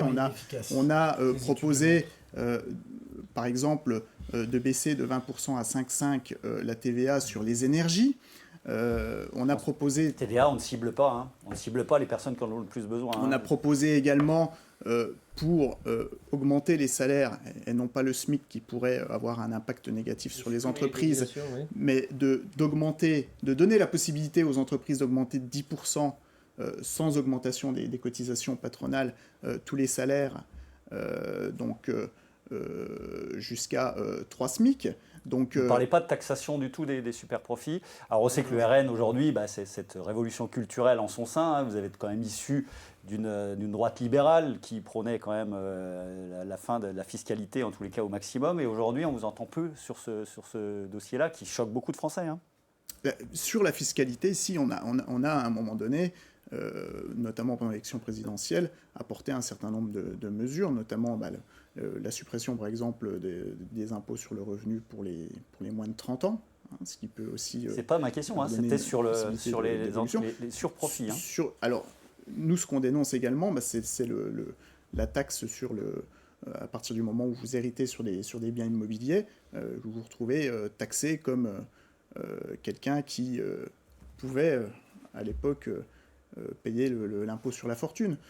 Par exemple. Mais effectivement, toujours pas ma question, ce qu'on souhaite sur les entreprises. Non, mais sur les entreprises, effectivement, on souhaite également qu'il y ait une meilleure répartition. Je pense par exemple que proportionnellement, les petites et moyennes entreprises sont plus taxées que les grands groupes. Ça, c'est pas normal. Effectivement, il faut à un moment donné modifier les choses de manière à ce que ça soit plus égalitaire. David Valence, c'est 100 jours, pourquoi faire? Qu'est-ce qu'on va y faire? Comment est-ce qu'on va réinventer notre démocratie au quotidien? Encore une fois, l'étape d'après, et je crois que le président de la République l'a dit, c'est l'étape du travail. Et donc ces 100 jours, c'est se mettre autour de la table avec les syndicats. D'ailleurs, plusieurs ont déjà dit qu'ils étaient prêts à le faire pour discuter de l'amélioration des conditions de travail. C'est se remettre autour de la table pour pouvoir... essayer de construire ensemble des mesures qui améliorent les conditions de vie au travail et les conditions d'employabilité pour les seniors. Il ne vous aura pas échappé que le premier syndicat de France va changer de tête. Je voulais rebondir sur ce que vous disiez tout à l'heure à propos des entreprises et la manière dont on les accompagne quand on est député. Vous avez raison de le dire. Le rôle d'un député, c'est aussi d'appuyer à Paris les dossiers de son territoire. Et ça peut concerner des dossiers économiques. C'est vrai pour Orest, qui a commencé à s'implanter à Saint-Dié-des-Vosges en 2021, par exemple, et qui vient d'être acheté, ou qui est en train d'être acheté par LVMH, donc avec une capacité d'investissement très forte, et sur un terrain où il y a encore beaucoup de possibilités foncières à Saint-Dié-des-Vosges. Mais ça concerne aussi les forces de sécurité. Moi, je suis intervenu pour la recréation de la BAC à Saint-Dié-des-Vosges. Il y a effectivement un appel à candidature qui vient d'être publié. Je suis intervenu pour qu'il y ait de nouveau un adjoint au commandant de police à Saint-Dié. C'était un poste qui était vacant depuis 3 ans. Et dans ces 2 cas, on l'a obtenu. Et je suis en train de me battre pour qu'on ouvre une gendarmerie, dans une brigade de gendarmerie supplémentaire mobile dans ma circonscription. Donc oui, un député... C'est certes un élu national, mais c'est aussi quelqu'un qui se bat pour les dossiers de son territoire. Et je crois que tous les députés vosgiens, les 4, quelle que soit leur sensibilité, le font avec beaucoup de force. Ceci étant dit, sur ces 100 jours, comment est-ce qu'on réinvente Est-ce que le pays vous paraît empêché durablement ou est-ce que c'est une période de transition qui devra permettre à passer à autre chose? On a le sentiment, on l'a vu hier, alors c'est encore un peu frais, mais effectivement, que ça va prendre beaucoup de temps et que 100 jours, ça n'a pas trop de signification dans l'esprit des gens. Il fallait, me semble-t-il, que le président de la République parle, qu'il soit inaudible, que certains n'aient pas envie de l'écouter, dont acte. Mais me semble-t-il, il fallait que le chef de l'État parle à son peuple après un moment douloureux, compliqué pour la démocratie. Maintenant, il a fait le choix, effectivement, de dire on prend 100 jours.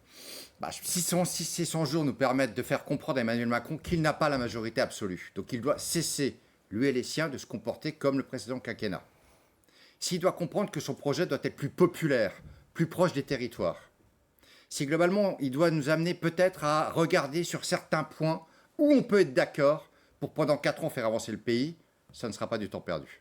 Vous y croyez, Adrien Bernard, à cette nouvelle stratégie d'alliance? Il va bien falloir passer par là, on le sait, depuis la réélection d'Emmanuel Macron et législative derrière. Il y a forcément des alliances à trouver pour faire passer tel ou tel texte. Et il y a d'autres réformes, on parle beaucoup des retraites, on va parler un petit peu du règlement climatique dans un instant, mais comment est-ce qu'on peut travailler aujourd'hui? Non, mais j'y crois pas. Voilà, Emmanuel Macron a pris la parole, il fallait qu'il prenne la parole. Il a pris la parole pour brasser de l'air. Alors, c'est bien, il va peut-être se transformer en alien, il servira peut-être plus qu'aujourd'hui, mais il n'a rien dit de nouveau. Il est resté dans cet entêtement et je suis droit dans mes bottes et je continue à faire ce que... cap sur 3 ou 4 projets. La dérision systématique à l'égard de nos institutions. Vous pouvez ne pas apprécier la personnalité du président de la République. C'est pas sa personnalité, c'est la façon qu'il a de gouverner. L'extrême droite peut ne pas apprécier l'Assemblée nationale. Mais je veux dire, l'une des raisons pour lesquelles on est dans cette crise démocratique que vous évoquez, c'est parce qu'il y a aujourd'hui 2 forces politiques à l'extrême gauche et à l'extrême droite qui passent leur temps à saper nos institutions et à les dévaloriser systématiquement. Et ça, je crois vraiment que c'est quelque chose de très grave à moyen terme, et dont personne ne mesure les conséquences. Parce que ce qui est très grave, c'est de ne pas écouter à ce point les corps intermédiaires, c'est de ne pas écouter à ce point les syndicats, c'est de ne pas écouter la colère qui monte dans le pays, vous pouvez dire et c'est de faire comme s'il n'existait pas. C'est ça qui est grave. Personne ne fait comme s'il n'existait pas. J'ai passé longtemps sur ce plateau à dire, maintenant, il faut considérer ce qui s'est exprimé. Et dans ce qui s'est exprimé... C'est pas il faut considérer, il faut mépriser ce qui s'est exprimé. Il n'y a pas que le refus de la réforme des retraites, et il y a même, je prends sur moi de le dire, majoritairement autre chose que ce sujet des retraites, et majoritairement ce que les gens expriment quand ils descendent dans la rue, c'est des sujets qui concernent le travail. Et c'est maintenant qu'il faut s'y atteler. Et on ne peut pas mettre le pays en panne pendant 4 ans, comme le propose M. Imbert. On ne peut pas passer notre temps dans une espèce de crise permanente à s'invectiver les uns les autres, comme vous le proposez. Maintenant, il faut Je ne propose pas qu'on s'invective, je propose qu'on écoute les propositions des syndicats, notamment sur les salaires. Et il faut construire. Et là, c'est une réponse concrète à ce que vivent la majorité des gens. Moi, je le vois dans mon métier. Les gens, ils galèrent parce qu'ils gagnent pas assez. Vous travaillez à la Poste, ça peut faire partie des sujets qui sont ouverts. Mais oui, mais vous avez voté contre l'augmentation des salaires. À un moment donné, il n'y a pas de tabou, mais je fais... Alors, c'est pas un dialogue social que vous mettez en place, c'est un monologue social. Non. Vous n'avez pas de tabou, vous verrez que les syndicats viendront autour de la table. Vous verrez que les syndicats... Pour le moment, l'intersyndicale est unie et a dit que c'est hors de question de discuter. Je vous propose un tour de table, effectivement, sur le travail. Je le disais, il y a vraiment ces nouvelles aspirations, vous le constatez tous, puisqu'on est tous sur le terrain, et nous aussi, on le pratique au quotidien. Comment est-ce qu'on s'adapte à tout cela? Est-ce que ça passe par l'encadrement systématique législatif sur la semaine à 4 jours? On sent qu'il y a cette volonté parfois dans certaines entreprises. Alors, vous avez parlé de la hausse des salaires, mais est-ce que cette nouvelle façon d'aborder le travail demandée par nos concitoyens, comment est-ce qu'on peut l'élaborer et l'accompagner politiquement? Au Parti communiste, on insiste beaucoup sur un point, c'est de donner plus de pouvoir aux salariés dans leur entreprise, qui puissent être plus investis dans les prises de décision, dans la façon dont ça fonctionne. Et je crois qu'il y a ce problème-là aussi quand on va au boulot, de se sentir non seulement pas écouté, mais en plus, j'en reviens au salaire, on travaille pour galérer à la fin du mois. Et donc, il y a cette double situation qui est un réel blocage. Et je crois que tant qu'on n'aura pas agi sur les salaires et sur plus de pouvoir aux salariés dans l'entreprise, on sera toujours bloqué. Et puis, vous parliez tout à l'heure des petites entreprises, de comment mieux les accompagner. On voit en ce moment les tarifs de l'énergie dans quasiment toutes les boulangeries où on peut aller, on voit qu'ils affichent leurs factures d'électricité. Je crois qu'il y a un vrai sujet aussi sur cette question. Moi, je veux saluer les énergéticiens qui étaient en grève, notamment à Épinal Reconductible pendant plusieurs jours, et que vous avez rencontrés, il me semble. Et ils font grève aussi pour se battre devant les locaux de voilà, EDF, ils se battent non seulement pour le régime pionnier, mais aussi surtout pour tout le monde et pour les petites entreprises.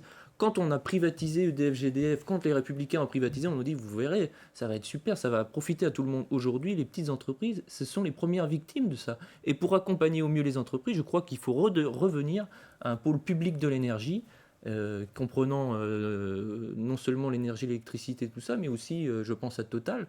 Voilà, à un moment donné, si on veut aider les entreprises, il faut aussi...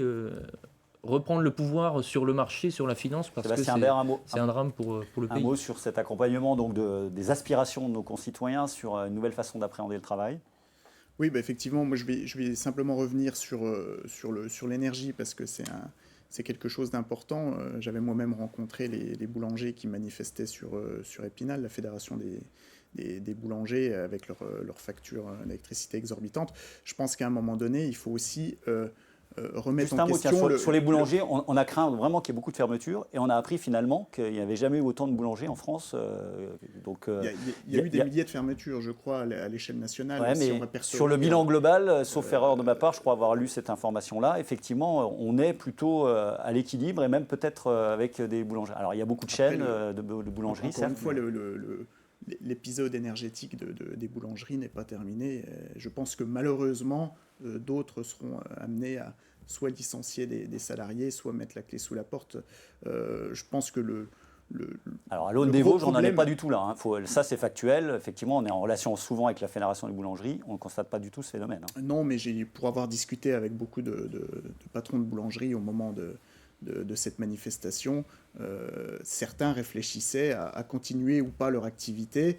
Ils se posaient vraiment la question, sérieusement, et puis même à licencier. Certains sacrifiaient eux-mêmes leur salaire. C'est plus le cas en restauration, d'après ce qu'on voit en ce moment même. Le vrai problème, c'est le marché européen de l'énergie, avec l'indexation également du prix de l'électricité sur le gaz, qui fait que derrière, les prix ont explosé, et l'incapacité pour... ces artisans qui avaient des contrats, de renégocier leurs contrats. Et c'est cette possibilité-là qu'il faut leur donner en urgence pour qu'ils puissent s'en sortir. Et encore une fois, la mesure de bon sens qu'on a proposée et qu'on martèle systématiquement, de baisser de 20% à 5,5% les produits énergétique. Stéphane Viry, un mot là-dessus. Quels sont les retours du terrain? Quelles sont les aspirations? Quelles sont les solutions ou les pistes à explorer sur cette redéfinition du travail? Ce que je constate, c'est qu'il n'y a pas... domaines oui, bien sûr, je travaille beaucoup sur ces sujets-là. Il n'y a pas une journée qui passe depuis maintenant 2 ans sans qu'un chef d'entreprise, un artisan, un grand groupe industriel fait part d'une pénurie de main-d'œuvre et d'une incapacité à trouver les ressources humaines dont l'entreprise a besoin. Une adéquation entre l'offre et la demande. Pour son projet, pour sa pérennité. Donc il y a effectivement la nécessité d'inciter au travail, d'accompagner les demandeurs d'emploi vers le travail, de mieux renforcer l'accompagnement des bénéficiaires du RSA. On ne peut pas s'admettre qu'effectivement RSA soit un statut. Ce sont des hommes et des femmes. Et Vosges département pilote. Oui, Vosges département pilote. Il faut accompagner effectivement ces hommes et ces femmes pour les remettre dans une logique d'activité. Pour moi, c'est la question, c'est la clé de voûte. Droits et devoirs, si on vous entend bien. Oui, droits et devoirs, mais c'est la clé de voûte de tout. Notre système social doit être, me semble-t-il, totalement revu. Je pense qu'on est au bout d'un modèle économique et social. Et maintenant, un salarié, jeune ou moins jeune, il regarde le projet de l'entreprise, le sens de son métier. Pourquoi je m'engage ? Et me semble-t-il que le contrat de travail devra être revu dans la notion de consentement. Lorsque s'engageait jadis, on se mettait d'accord sur le salaire, sur les horaires, et puis point barre. Me semble-t-il que désormais, il faudra que le législateur s'interroge pour instaurer dans la relation hiérarchique entre un employeur et un salarié quelque chose qui a une autre vocation, qui puisse générer pour le salarié probablement de la rémunération supplémentaire par de la participation au résultat, mais aussi une organisation du travail. Une organisation personnelle qui lui permette d'avoir une vie à côté. Mais dès lors que ça produit, dès lors que la France travaille plus en masse, tout le monde est gagnant. Sachant qu'on n'a pas évoqué, mais j'avais prévu de le dire, en termes de productivité, on est toujours très très bien placé en France. Toutes les études le montrent. David Valence, on a compris que Pôle emploi allait disparaître, que France Travail allait prendre la succession. Où est-ce qu'on en est par rapport à cette réflexion dont on parle dans cette émission depuis une bonne heure? Qu'est-ce qu'il est urgent de faire en termes de réorganisation du travail et sur quelle piste le gouvernement va emmener les partenaires sociaux? Alors, il y a les pistes qu'on a déjà détaillées depuis le début, c'est-à-dire sur l'amélioration des conditions de travail, sur la répartition de la valeur, sur l'amélioration de l'employabilité des seniors. L'une des choses qui fait qu'en Allemagne, proportionnellement, on travaille plus longtemps qu'en France, ou qu'en Belgique, on travaille plus longtemps qu'en France, c'est que les entreprises ont cette démarche proactive qui consiste à proposer une évolution de carrière et des évolutions de poste de façon systématique à leurs salariés, alors qu'en France, trop souvent, on cherche à se débarrasser des salariés qui commencent à être un peu expérimentés sans mobiliser leur expérience justement dans telle ou telle tâche différente de celle qu'ils avaient accomplie jusque-là. Et puis, il y a effectivement la réforme de France Travail, parce que moi, ce que j'ai entendu aussi de la part de ceux qui sont venus me rencontrer, de ceux à la rencontre desquels je suis allé, c'était nous, on veut bien travailler plus longtemps, même si on n'est pas content de travailler plus longtemps. Mais on comprend que c'est nécessaire. Mais en revanche, il faut que ceux qui aujourd'hui sont dans l'inactivité soient mieux accompagnés, parce que quand vous voyez qu'aujourd'hui, il y a des dizaines de milliers de bénéficiaires du RSA qui ne sont pas enregistrés à Pôle emploi et donc qui ne sont pas accompagnés vers le retour à l'emploi, qu'on a finalement un peu abandonné aux minima sociaux jusque-là. Et puis, il y a quelques personnes, elles ne sont pas majoritaires, mais qui pourraient faire le choix de reprendre une activité et qui ne le font pas. Il faut le dire, elles ne sont pas majoritaires, mais elles existent. Eh bien, dire à ces personnes-là, à celles qui ne sont pas accompagnées et à celles qui font parfois le choix de la non-activité, être dans une situation où durablement on bénéficie des minima sociaux alors qu'on est en bonne santé physique et psychologique et qu'il y a du travail sur le bassin d'emploi. Ce n'était pas forcément le cas il y a 10 ou 20 ans. Moi, j'ai connu des époques de sous-emploi, y compris quand j'ai été élu il y a 9 ans pour la première fois.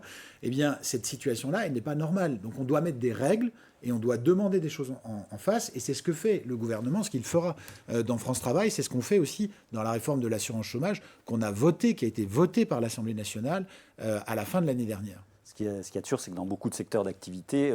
la pénurie de main-d'œuvre. La pénurie de main-d'œuvre et surtout le rapport s'est inversé. C'est-à-dire que c'est le demandeur d'emploi qui est parfois en situation de force. Ça, et ce n'était pas le cas il y a 5 ou 6 ans. C'est les entretiens d'embauche de beaucoup d'entrepreneurs qui nous ça a changé. C'est-à-dire qu'encore une fois, moi, quand j'ai été élu maire, ma première élection en 2014, le 30 mars 2014, je recevais des dizaines et des dizaines de CV tous les jours, dans un bassin d'emploi qui était un bassin d'emploi extrêmement difficile, le plus difficile du Grand Est. C'est plus le cas aujourd'hui. Et aujourd'hui, quand j'ouvre ma boîte aux lettres, comme je pense mon collègue député, je ne reçois pas des dizaines et des dizaines de CV tous les jours. Je reçois plutôt des demandes de rendez-vous d'entreprises qui me disent « Mais comment est-ce qu'il faut que je fasse pour trouver des salariés ?» Et c'est complexe, la réponse à cette question. C'est la formation, c'est les conditions de travail, c'est l'image de certains métiers, notamment dans l'industrie, dans les Vosges. Mais c'est tous ces chantiers-là qu'on doit ouvrir à travers la valorisation du travail. Sébastien Imbert, je vous ai vu sourciller. Oui, sur la formation, oui, parce que David Valence appartient à une majorité à la région qui ferme des lycées. Et ça, c'est un très mauvais signal pour notre jeunesse. Alors, pas dans les Vosges. Les Vosges ont déjà subi par le passé un certain nombre de fermetures. Mais lorsqu'on ferme quasiment... On ne ferme pas de formation. Non, mais... C'est pas pareil. Vous éloignez des formations. Vous éloignez des formations. Vous fermez des lycées dans des bassins d'emploi assez difficiles comme le bassin de Forbach. 80% des gens ne venaient pas du bassin d'emploi. Si vous parlez du lycée de Landres ou celui de Pulversheim, la plupart des personnes qui les fréquentaient, des élèves, ne venaient pas du bassin d'emploi. Donc le critère, c'est pas la proximité à chaque fois. Quel signal vous envoyez à la jeunesse quand vous fermez des lycées ? Les formations sont maintenues. Mais les formations sont maintenues, mais à quel prix pour ces élèves-là qui vont devoir faire des kilomètres et des kilomètres pour pouvoir choisir leur formation, qui vont peut-être renoncer à faire la formation qu'ils avaient choisie au départ parce que le lycée ne se trouve plus dans leur bassin de vie. Voilà, c'est quel signal on veut envoyer à la jeunesse avec votre majorité. Voilà, c'est un vrai problème. On ne ferme pas des lycées sur critères énergétiques. On ne va pas dire à un élève parce que ton lycée est mal isolé, on va le fermer. Je veux dire, c'est complètement absurde. Voilà, quelques pistes et quelques désaccords. Allez, il nous reste quelques minutes, pas plus, qu'on parle un petit peu des conséquences du dérèglement climatique, vraiment à l'échelle du territoire, hein, si vous voulez bien, avec ce 6e rapport du GIEC. Adrien Bernard, vous êtes très en retard sur le temps de parole. Il va falloir effectivement que vous nous éclairiez un petit peu sur ces problématiques avec l'eau d'abord. On va voir en tableau les communes qui font partie du plan eau, les communes vosgiennes. Je ne sais pas si vous avez suivi ça, il y en a une douzaine. Alors, ce n'est pas que des communes, il y a aussi des communautés d'agglomération dans les Vosges. Alors, on peut se dire qu'effectivement, tous les rapports nous alertaient, mais honnêtement, ça surprend quand même beaucoup. Sur l'eau, quelle est la position de votre groupe ou de votre famille politique ? Comment est-ce qu'on partage plus ? Comment est-ce qu'on est un peu plus économe ? Mais je crois que d'une façon générale, par rapport aux études du GIEC, le Parti communiste a toujours été pour s'appuyer sur ces études-là, pour ensuite embrayer sur des politiques vraiment beaucoup plus ambitieuses.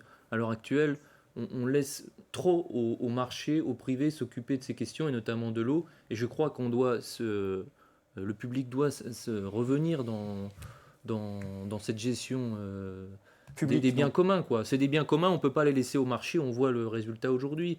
Et quand, par rapport aux politiques à mettre en œuvre sur l'environnement, et ça revient aussi avec le travail, on a besoin de créer beaucoup plus d'emplois sur la transition écologique, sur tout ça, c'est des emplois qui auraient du sens.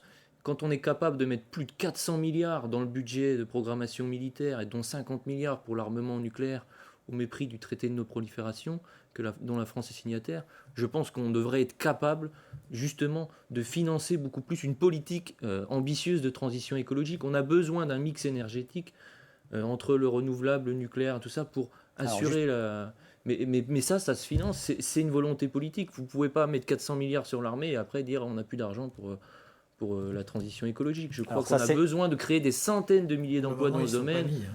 C'est sûr. Alors, vous parliez du nucléaire, c'est quand même intéressant, puisqu'au sein de la NUPES, le PC est traditionnellement pro-nucléaire, de par son... C'est pas tant pro ou anti, c'est qu'on défend un mix. On défend un mix où, déjà, on pense que ça doit revenir à nouveau, je reviens sur le pôle public de l'énergie, ces questions-là, elles ne doivent pas être laissées au privé, au marché.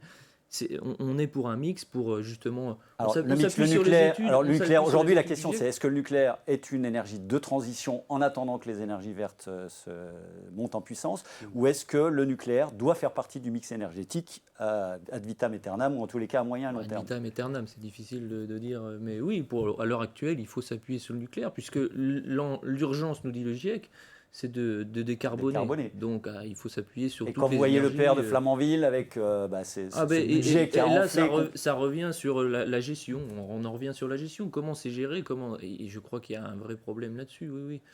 Mais donc vous êtes pour quand même les 6 EPR, les petits EPR, comme on les qualifie aujourd'hui? À voir après comment ce sera mis en œuvre. Mais on n'est pas opposé au nucléaire. Oui, il faut s'appuyer sur toutes les énergies qui sont décarbonées. Je crois que l'autre urgence où on a besoin de faire beaucoup, c'est sur la réduction de la consommation d'énergie, et notamment sur les bâtiments, la rénovation énergétique des bâtiments. Je crois qu'il y a beaucoup d'emplois dans le domaine à créer et ce serait bon. Notamment sur l'eau, parce que Jean-François parlait de l'eau. Voilà, l'eau, il va falloir commencer à économiser l'eau. Au niveau de l'eau, il y a une grosse perte au niveau des fuites. Et le privé n'entretient pas correctement tout ça. Et je crois qu'il y a un sujet aussi au niveau de l'eau avec Vittel.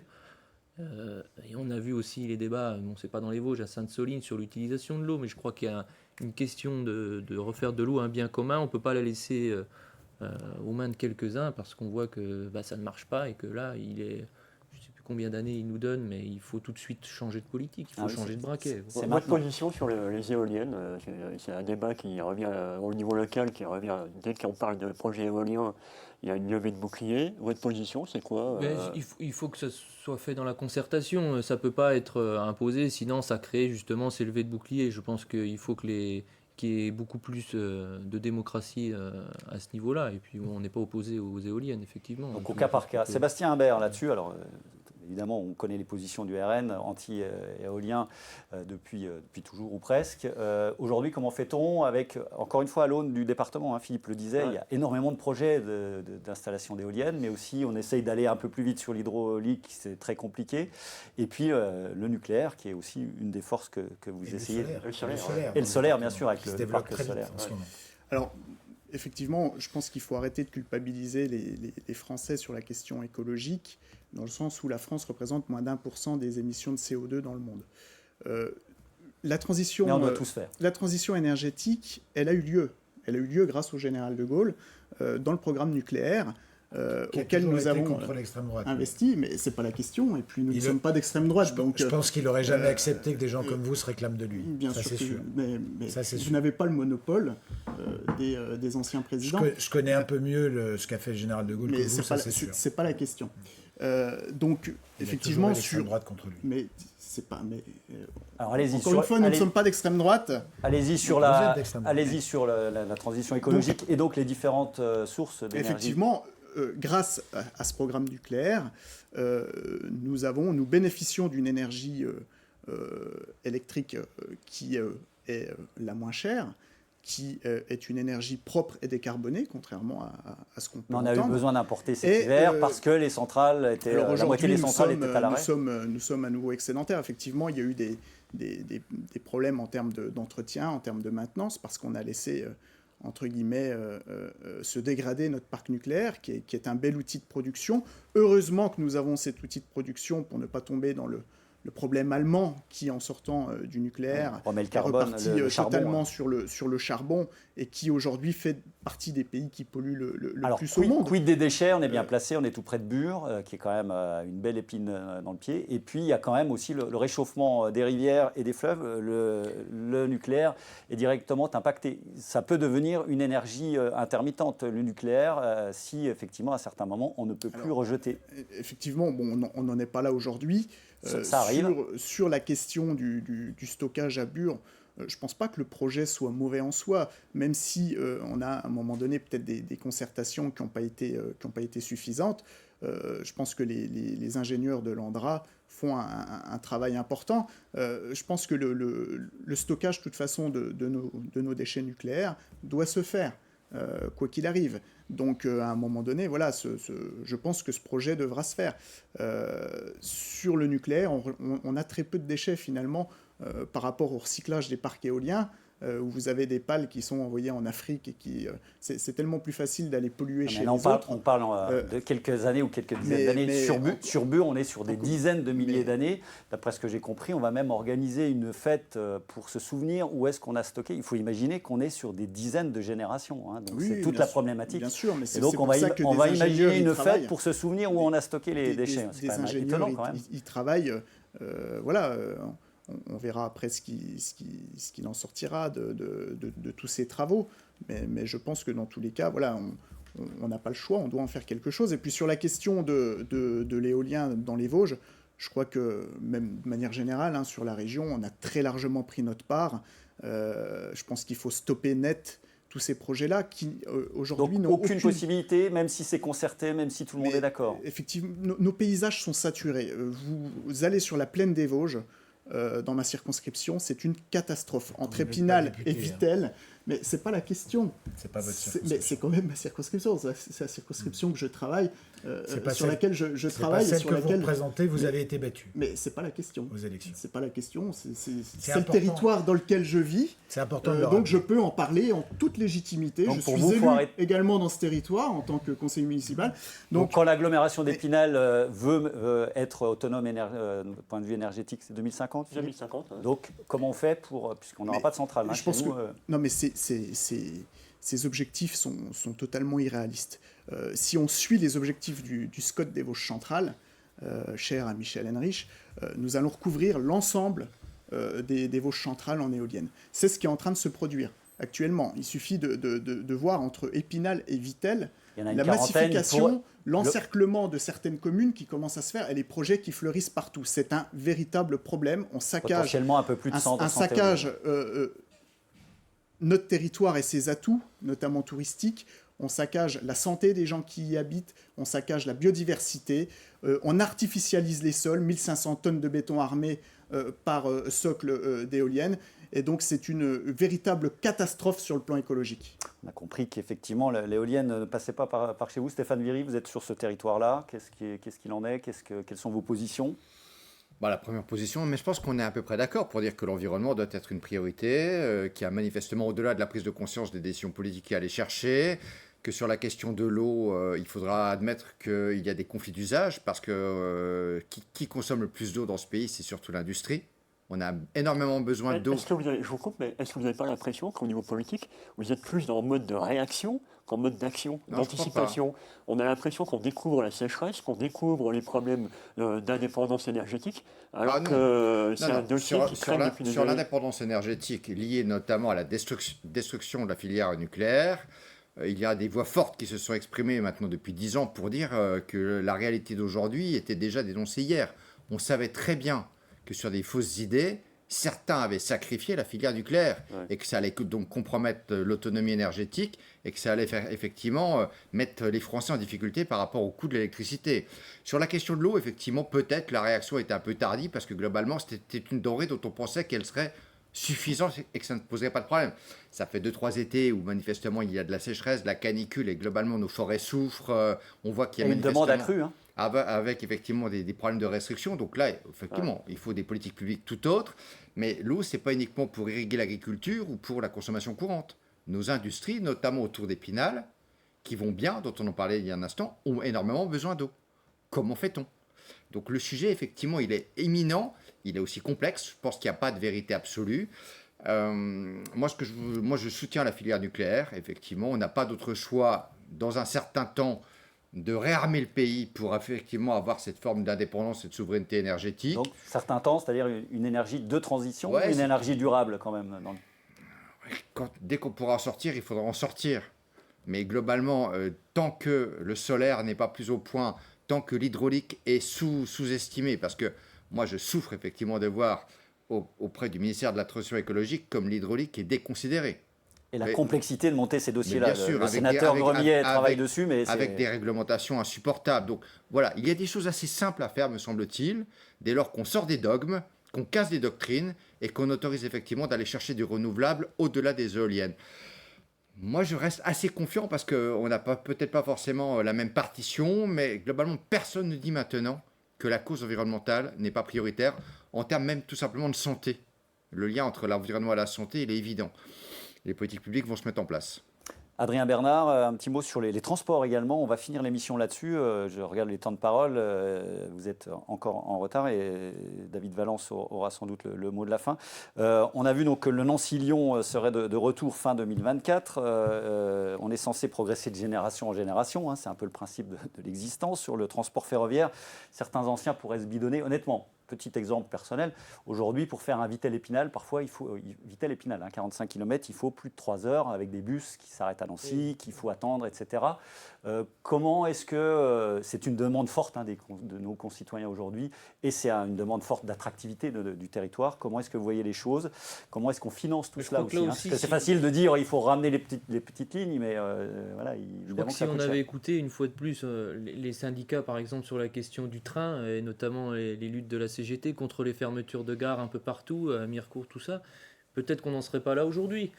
Mais en tout cas, oui, il faut se féliciter de toutes les petites lignes qui réouvrent, mais il faut leur donner les moyens de fonctionner. Il faut aussi que les petites gares entre les grandes, elles réouvrent aussi pour permettre aux gens de le prendre. Parce qu'effectivement, à l'heure actuelle, le bus, c'est pas possible. Enfin voilà, vous dites 3 heures, c'est ça pour faire. Parfois, c'est pas toujours le cas, parce que David Valence va me reprendre là-dessus, mais effectivement, il y a cas précis. Moi, je suis tombé dessus. Vittel-Épinal, 45 km, on met 3h15 ou 3h20 pour faire. Alors, c'est du bus, c'est vrai que en plus, c'est un repoussoir le bus. Pour la plupart de nos concitoyens, effectivement, voyager en bus, alors sur 45 km peut-être, mais au-delà, c'est quand même. Mais là encore, on a besoin de politiques beaucoup plus ambitieuses dans le train et redévelopper beaucoup plus le maillage ferroviaire qu'on avait à l'époque, et c'est clair qu'il y a un gros sujet. Après, sur l'environnement, je voulais quand même revenir sur une petite chose. Je crois on est tous d'accord, effectivement, pour dire qu'il faut engager des politiques de transition, mais là où j'insiste sur le public, c'est parce qu'il y a des lobbies aujourd'hui. Quand on donne ça au privé, qu'il n'y a que la loi du profit qui dirige, on voit ce que Total fait notamment en Afrique, c'est une entreprise française, on voit ce qu'elle fait en Ouganda, on voit ce qu'elle fait un peu partout. On ne peut pas dire on va faire une transition énergétique et en même temps laisser se faire ce genre de choses qui, tant au niveau social qu'environnemental, est problématique. Donc je crois qu'il y a des sujets privées, Bah oui, mais c'est pour ça que j'en ai parlé au tout début de l'émission. Un pôle public de l'énergie, je crois que c'est non seulement pour les entreprises, pour les citoyens, c'est salvateur, mais pour l'environnement aussi. Et je crois que c'est là-dessus qu'il faut insister. Ouais. David Valence, une minute, désolé sur les transports, ce que je viens d'évoquer. Donc vous confirmez, Nancy-Lyon de retour fin 2024, c'est dans les tuyaux, c'est acté. Ce qui est sûr, c'est que c'est la région Grand Est qui amène la solution. Puisque l'une des choses qui manquait, c'était le matériel ferroviaire, et que c'est nous, à la région, qui avons fait cette proposition de mettre à disposition du matériel qu'on achète normalement pour d'autres lignes, et de le mettre à disposition pendant quelques temps. Là, parce que vous saviez qu'il n'y avait aucune intention particulière de la remettre en route.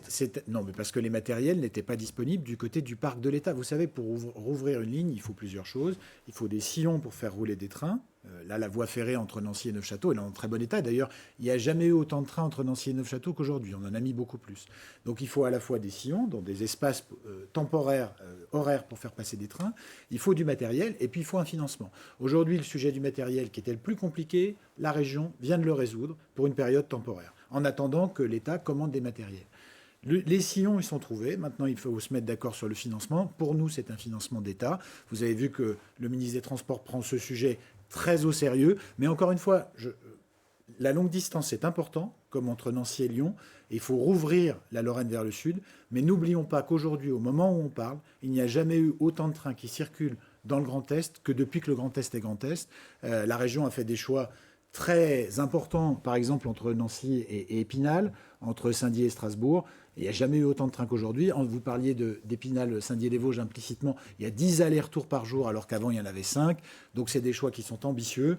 Et le transport, c'est 30% des émissions de gaz à effet de serre. Donc pour continuer à diminuer les émissions de gaz à effet de serre, vous avez vu que la France les a baissées l'année dernière. C'est la première fois depuis assez longtemps que c'est aussi important.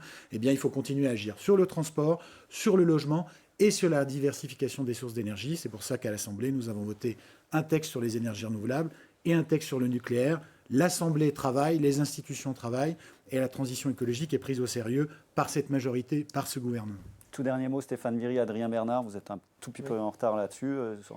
Moi, écoutez, mon sentiment, c'est qu'on est maltraité par la SNCF depuis 10 ans, qui a effectivement abandonné le territoire, en dépit peut-être des actions des uns des autres. Moi, j'ai souvenir, au cours du mandat précédent, d'avoir écrit à plusieurs reprises au patron de la SNCF, d'avoir écrit à Emmanuel Macron, d'avoir en février dernier encore posé une question au gouvernement.